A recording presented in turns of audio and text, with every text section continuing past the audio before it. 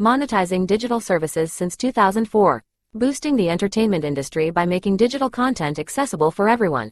AWG, where innovation meets monetization.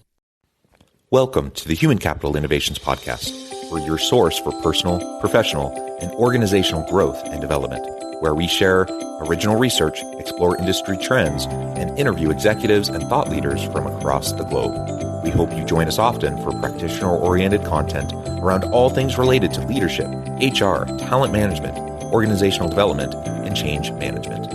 Maximize your personal and organizational potential with Human Capital Innovations Podcast.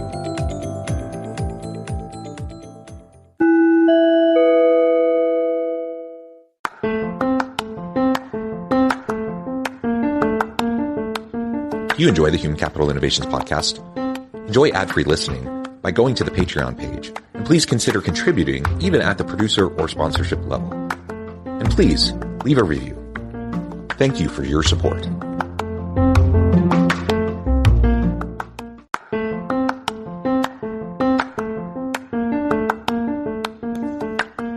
Welcome to the Human Capital Innovations Podcast.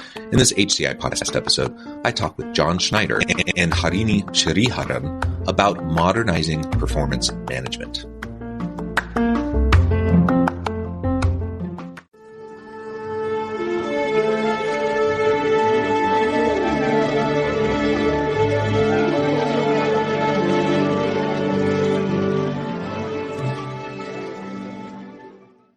John Schneider and Harini Sridharan, welcome to the Human Capital Innovations Podcast.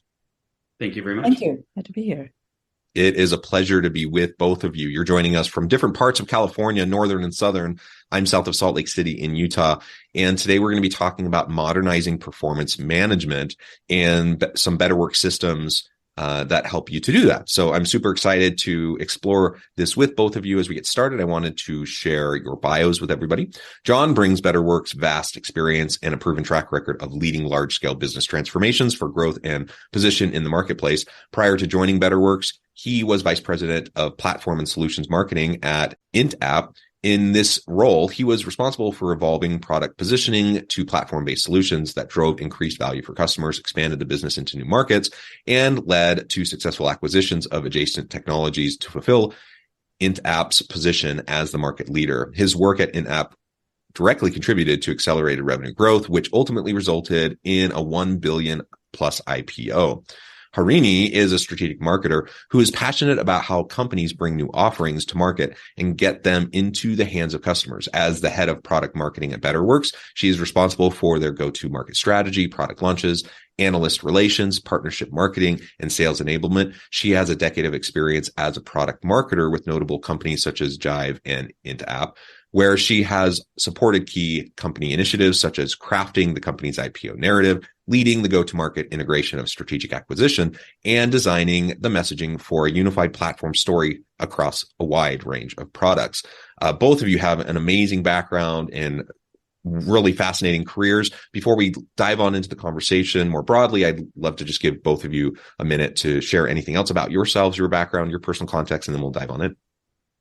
Great. Absolutely. Yeah. I mean, you covered a lot of ground there. I'm the CMO at BetterWorks. I joined the company about 15 months ago after the IPO of IntApp. And I was really attracted to the challenge or opportunity, if you will, in the marketplace of helping the workforce evolve performance management. It was a very exciting time in terms of the move to hybrid work and some of the new paradigms around future of work concepts that were actually becoming reality very, very fast. And BetterWorks was incredibly positioned to do that. So that's sort of why I ended up here. I'm down in San Diego. I've got 3 boys, a golden retriever to my left, and a wife. So that's about it for me. The specific case is HR leaders and practitioners, and which is why I'm here. Wonderful. Thank you so much. And as we dive on into the conversation, John, if you wouldn't mind just starting us off by telling us a little bit about BetterWorks and what you're doing there at BetterWorks. Absolutely. BetterWorks is really focused on taking that age-old process of performance management, and it's something that I think we all know completely does not fit in the modern way in which work gets done, and we're reimagining that entire process. We know traditional performance management has, epically failed to motivate employees to perform at their best, which at the end of the day is what it's intended to do. And so, we look at that traditional performance review process that's universally seen as, cumbersome, time consuming, ineffective, biased, and really disconnected overall from everything it's supposed to do about rewarding and encouraging performance. And we really re-engineer that entire process, if you will. And I think, that what's so exciting about that is it really strikes to the heart of so many things that what workers really want and have always wanted, very human needs of what drives the purpose and the engagement around it. And there's so much demand for that today in terms of what CHROs and HR leaders are looking for today. So we're really on a mission to really change performance management to a concept called performance enablement, one that's forward-looking, that helps coach and develop employees and engage them with their managers in ways that are meaningful and constructive versus punitive and, backwards looking and all the things that have been, again, universally hated, top to bottom of the company. Even the C-suite hates performance reviews. Nobody likes it. So that's what we're after at BetterWorks. Yeah, nobody likes it. And it's been that way for a long time. I mean, when was it? It was even 12 plus years ago when some of the tech firms, I remember Adobe making the big announcement that they're getting rid of all performance appraisals and whatnot. And of course, they're not getting rid of performance management. Everyone has to have coaching and feedback and opportunities to address performance issues, etc. But they recognize what we all recognize, that it's not effective. In fact, in many ways, it can be very problematic, the traditional approaches that might have worked a little bit better in a different day and age, but certainly doesn't work now. And we could even debate whether it worked well, 20, 30 years ago. And so that's been the trend, right? And increasingly more and more organizations have moved away from the traditional models of performance management systems.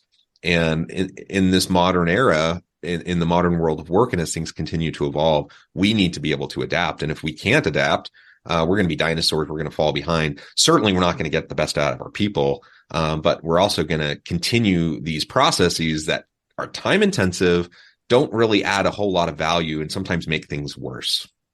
Yeah, exactly. And I think, Adobe's a great example. They were really headliners in taking that old process and, not continuing with it. And it made a lot of news. And now what we now see is, it's becoming more principled and repeatable, and companies, not just Adobe, are looking at this, and it's more at scale. So then comes into the question of the technologies like BetterWorks offers to enable that and make it repeatable and, easy to perform and such. So there's been a tremendous amount of innovation since, if you would, early company adopters like an Adobe had, kind of pioneered, like, let's just scrap what was and do something different. Yeah, and there's a lot of reason behind why it doesn't work, right? There are, so our own customers, Colgate is a great one. They're a household name. They've been leaders in the personal care space for a very, very long time. And to maintain this lead requires intense focus and a lot of agility, especially more in the recent times when there's been so much headwind around increased cost of raw material and so many competitors, especially the direct-to-consumer startups. So they've needed to be this company that was extremely agile, rapidly iterates, has these fast decision cycles, and the old way of performance management just doesn't work, right? Because you set goals for the entire year. The way the old performance management works is that you set goals for the entire year, and then you revisit it 1 year later to see if you've accomplished these goals. And that doesn't work anymore in an environment where your goals keep changing every quarter or maybe even oftener. And so they needed to be a lot more agile. They needed their managers and their employees to have frequent conversations. So everybody was aligned to responding to all of the new information and the strategy changes. And so managers could support their employees learning new career skills to cater to the new needs of the business. And so, and also ensure that there was continued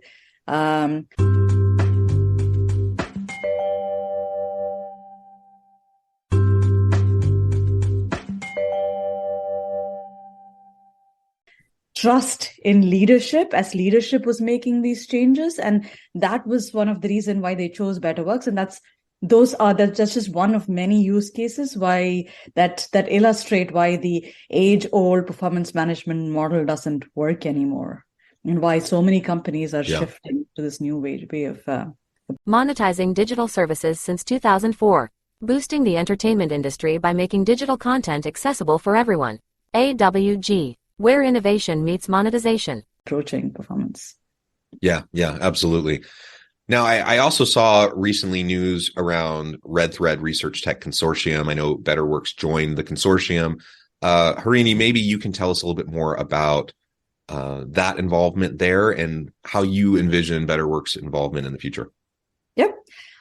So we have been big fans of Red Thread even before the Tech Consortium formed. There's a lot of alignment in terms of the topics that we are focused on as companies. Red Thread focuses its research on what we consider are core objectives of a performance management solution, a modern performance management solution. So the research agenda includes topics such as employee engagement, skill development, continuous upskilling, manager effectiveness, employee experience and culture. And these are the exact kind of outcomes that we hope to bring about through our product. So there's a lot of alignment there. And in addition to this, we are also we as a performance management solution are specifically focused on the needs of the large enterprise, which obviously is very unique in terms of because of their own unique challenges, right? They are structurally a lot more complex. They have multiple divisions and subsidiaries, and they have large distributed workforces and different modes of working. And Red Thread really understands the HR challenges that comes with it, and they specifically address their research to also include an understanding of these challenges, the nuances behind these challenges. So there's a lot of synergy there, and we are hoping that, and we're excited about, as a consortium, which includes many reputable members like Workday and Degreed and Visier. We are hoping to come together and not just share our collective wisdom and leverage the research that Red Thread is creating, but also bring up topics that we hear from our customers around what are the most burning issues and questions for them, support the research around focusing on these topics that are of most interest to our customers. And we're hoping that the research in turn will inform our product direction. So that's our biggest motivation behind the technology. Yeah, and for listeners who may not be aware and familiar with Red Thread Research Tech Consortium, really is a fantastic resource. So absolutely check it out, look it up, and look at what they're doing and the resources that are available. And you referred, Harini, to engagement as one of those things that is impacted by the modern performance management approach and some of the stuff that you're doing there at BetterWorks. Maybe we can drill down on that a little bit more and talk more about employee engagement and the trends that we see. Now, Gallup has been doing their annual engagement survey for a long time now. The percentage of engaged people at work usually hovers around, a third or a little bit more than a third of workers. The actively disengaged tend to be a really dramatic, large number of the workforce, which is really concerning.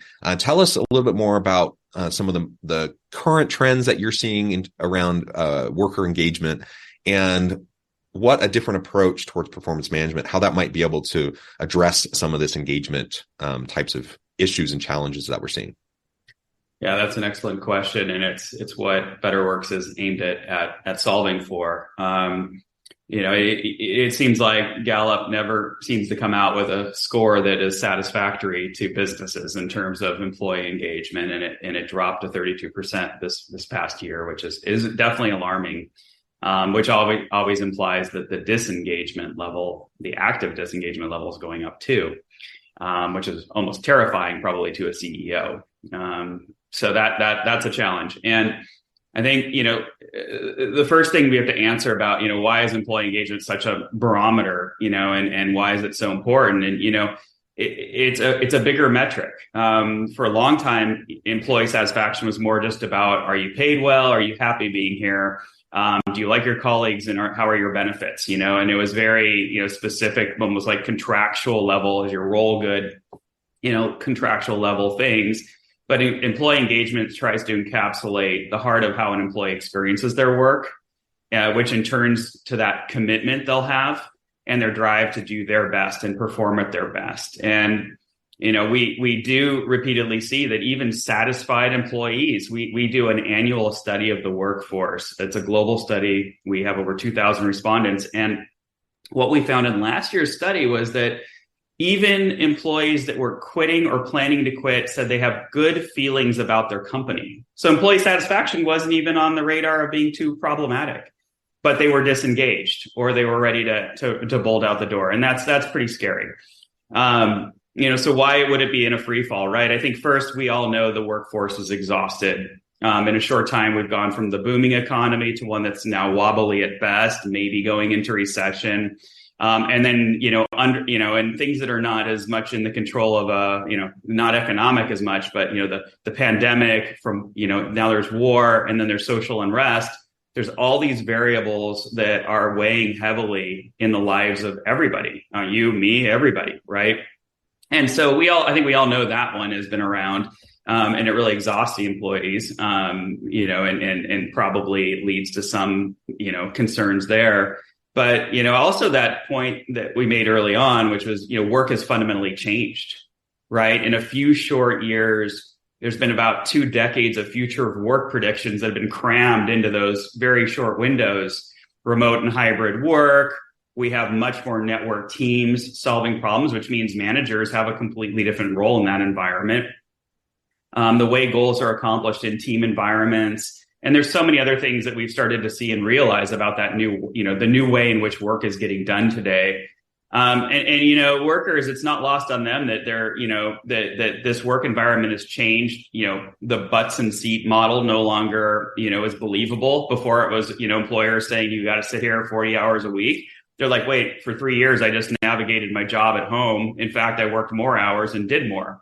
So that renegotiation of the contract is going way beyond the literal terms of the contract itself, of, pay and role and all that. And it really starts to strike at things that Better Work solves for. How does an employee feel and develop purpose and alignment to the company, and that they're accomplishing ambitious goals that are important to the business? That's a very important part of why somebody would be engaged. Another one would be, having managers that coach, not looking backwards and punitively doing reviews, but actually coach and develop their employees for success. And then the overall purpose of the company. They're asking for a company to be more purpose driven, have a more greater meaning than just the profit motive alone. And so all of that, boils into this need for a connection to people, connection to purpose and meaning in their jobs. And, if we see those more robust engagement environments, where workforces are highly motivated, you're going to see that employee alignment to goals. You're going to see the transparency. People feel like they understand what they're doing and why they're doing it. And they certainly are probably collaborating and interacting across teams, across space and time boundaries in ways that work for their personal life, at the same time are accomplishing things that are very important. The traditional org chart is not how work is getting done in those environments. And so we see all of those things happening around employee engagement today. And it's a lot for an HR leader to take in and solve against, because it happens so fast.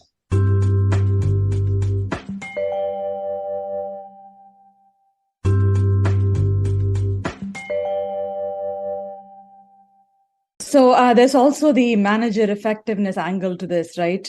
Which is the linchpin of employee engagement. It's basically managers who make or break what the employee experience is like at a company. And the interesting thing is there are so many companies that are growing so rapidly and when they grow so rapidly, and they're in the hyper growth mode, what's really, they're also promoting people at a much rapid pace. And what happens is that there are now really high performing ICs, individual contributors, who are suddenly people managers, who are no longer high performing as people managers, only because they're not trained to be high performing people managers. So how do you run an effective company? How do you make these managers more effective? How do you help first time managers help maintain the scale of a strong, when you scale your company, how do you maintain a strong and innovative culture with first-time managers? So that's another important topic for us. That's really critical to maintaining employee engagement, and that's a pivotal that's pivotal to what our product does as well. Yeah, awesome. And maybe in our last few minutes together, we can talk a little bit more specifically about the technological innovations that HR leaders are evaluating right now and trying to figure out how to utilize to modernize performance management. Do you want to take that, Harini? That sounds like a product marketing. Sure. Yeah. There's definitely a people analytics angle to it, right? Which is when I think about the technology innovations that are most top of mind for HR leaders, the first thing I think about is how do HR leaders become more strategic? How do they better support business transformation efforts? And the first thing that comes to mind from a technology standpoint that can support that is people analytics. So how do they help? How do they make better choices about their people and for their people, especially in a time when uncertainty and confusion can just in the market itself, and how workers are feeling, just cloud decision making. So things like and people analytics is getting a lot more advanced. It can help answer questions that HR has not been able to answer before, which in turn supports high-level business decision-making. Questions such as assessing the value of their training programs. What percentage of poor performers are becoming good or better performers within the year because of their development efforts or training programs? We know that HR spends so much time and money and effort into learning and development programs, but they don't really know if they're effective, and people analytics can actually help there. Another critical area is where people analytics can play a huge role is to eliminate bias in the workplace, answering questions such as, are minority groups getting the same number of career and coaching conversations as others? Which departments or which locations has the largest gender bias or ethnicity bias? So it can answer these really critical questions. Speaking of diversity and inclusion and removing unconscious bias, another big technology area is AI, of course, right? Even we have started using AI to detect in real time unconscious bias in peer feedback or manager reviews that are being written, and to provide adjustment recommendations. AI is being used so much more in the performance management space, and I see it being used even more. Like ChatGPT is a big topic these days, and you can imagine the technology behind ChatGPT could help managers write more comprehensive and better performance reviews, or help HR or people leaders prepare for like difficult conversations with employees, or help employees define their goals better. SMART goals, they call it, right? How do you define goals that are most effective and meaningful? So those are the things that come top of mind for me when I think about technology. I think I would just add one other point is that in order to get the data, there's a very important aspect of the innovation that we focus on, and that is, of course, on user experience. And it kind of just rounds out kind of the opening parts about how much the performance review is universally hated. Well, in a traditional performance review process, there's a system, probably the HCM technology, where you have to go about 6, 7, 8 clicks down into some application that is not the purpose of the HCM, but just a piece of it, and fill out a performance, evaluation or put in goals, and you don't go back until a year later or half a year later. And then you're sweating because you're like, oh my gosh, I didn't even do that goal. It changed a week later. And so one of the concepts that we really focus on is the flow of work. And so we embed BetterWorks where people are doing their jobs. That's where engagement happens. If they are engaged and they're leaning in, they're doing it when they're writing their goals, discussing and having a conversation with their employees, getting feedback from their colleagues, or getting recognition.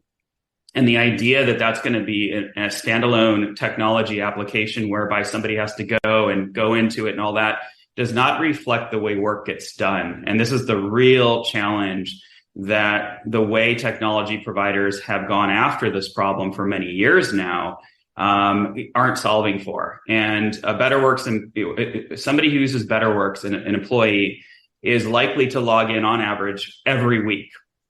And if you take an HCM with performance management, they log in quarterly, maybe semi-annually, probably, and maybe just annually. Weekly says a lot about how frequent they need to involve themselves in that technology to have these levels of engagement. So I think that's a really important part. You don't get the data if people don't use the technology. And that's what is the big fundamental problem. People hate the way it's been deployed to date. Yeah, wonderful.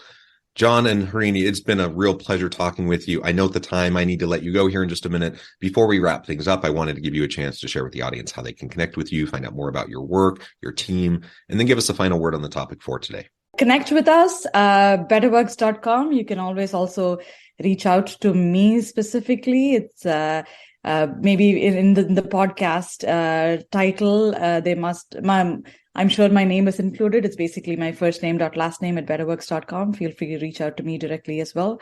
In this era of layoffs and the economy hit the economic downturn, there's nothing more important. There's nothing more important than for companies than using the limited resources that you have, putting your heads down, doing focused, effective work to keep the company moving. And that's been that's a big use case for performance management. Performance management was always meant to be a tool to enable employees and the companies to do better, especially in a time like this. And we are hoping to revamp performance management to be exactly that. Wonderful. John, anything you would like to say as final word? Yeah, I'm easy to find, John at BetterWorks. And I would add also an advertisement for our thought leadership platform called People Fundamentals. There's a webinar on a monthly basis, and we bring thought leaders all over the industry to discuss the big relevant topics of the day. We have one in February coming up right now with Josh Burson, for example, and Rivian talking about modern performance management. So anybody who's interested in things like this podcast are probably interested in hearing these thought leadership topics.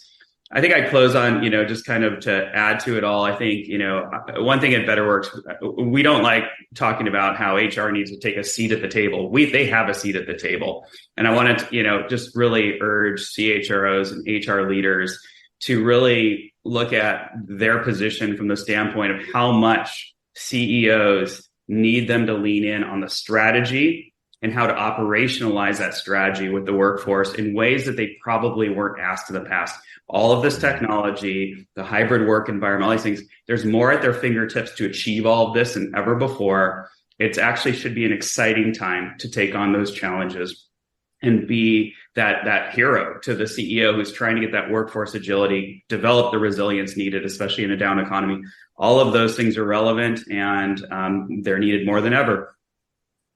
Wonderful. Again, John, Harini, it has been a real pleasure. I encourage the audience to reach out, get connected, find out more about what their team at BetterWorks can do for you. And as always, I hope everyone can stay healthy and safe, that you can find meaning and purpose at work each and every day. And I hope you all have a great week.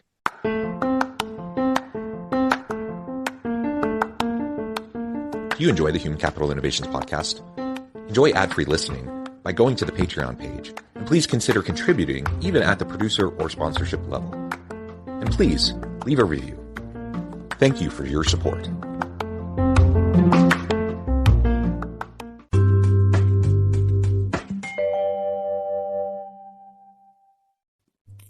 Thanks again for joining us for this episode of the Human Capital Innovations Podcast. I hope you stay healthy and safe and that you have a great week.